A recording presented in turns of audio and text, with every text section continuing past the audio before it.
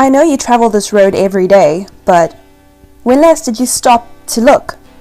Do you know where you are? Will you remember this moment as clearly as you do your list of personal favorite memories captured in your mind? Even the ones you don't tell anybody about. The ones that keep you up at night. Will you remember this moment? Why aren't you captivated by it? When last did you go out alone? When last did you free your mind from the unrealistic expectations? When last did you acknowledge the shadow walking beside you? Or are you too tangled up in the frustrations of taking one step forward and two steps back? Don't be so caught up in the things that went wrong.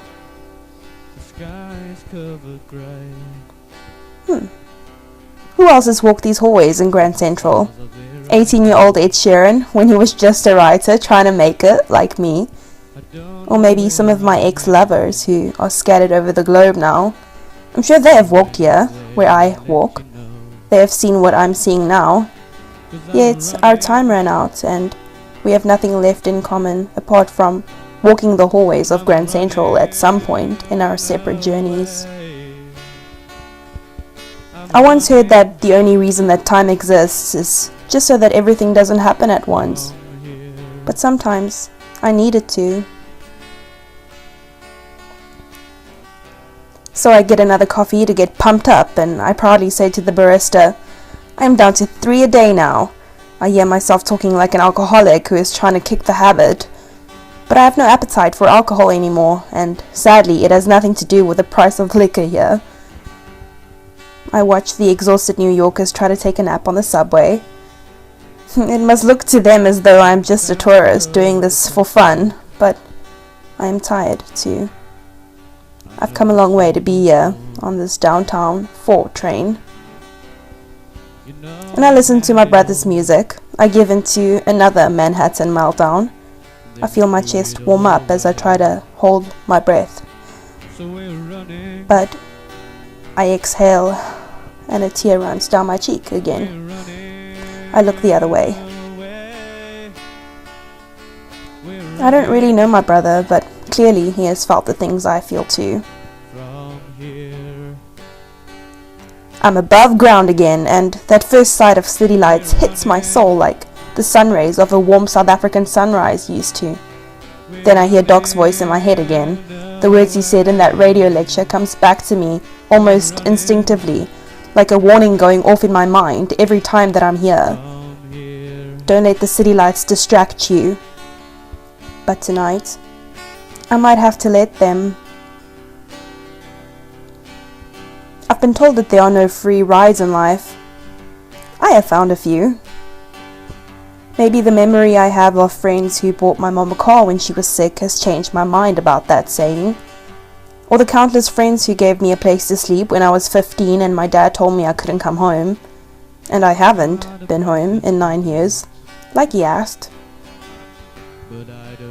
Have you ever seen anything this beautiful? Do you know where you are? Do you know where you are? Lose track of time. So much can happen in time if you let it.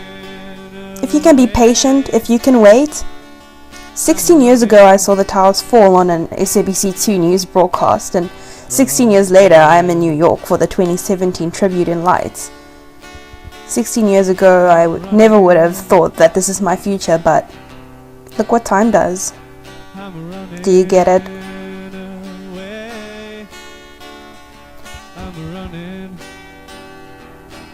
Now I'm back somewhere underground, waiting, alone, at some ungodly hour, again, for something.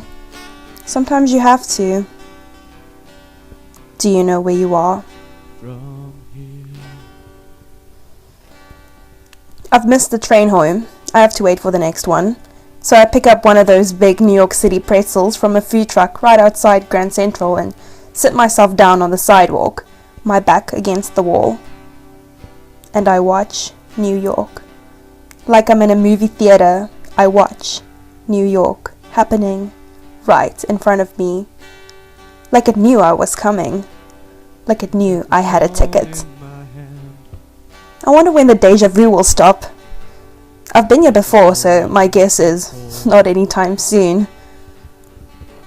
The wall my back is against is cold, but I wouldn't want to be anywhere else in the world right now, as empty as this feels.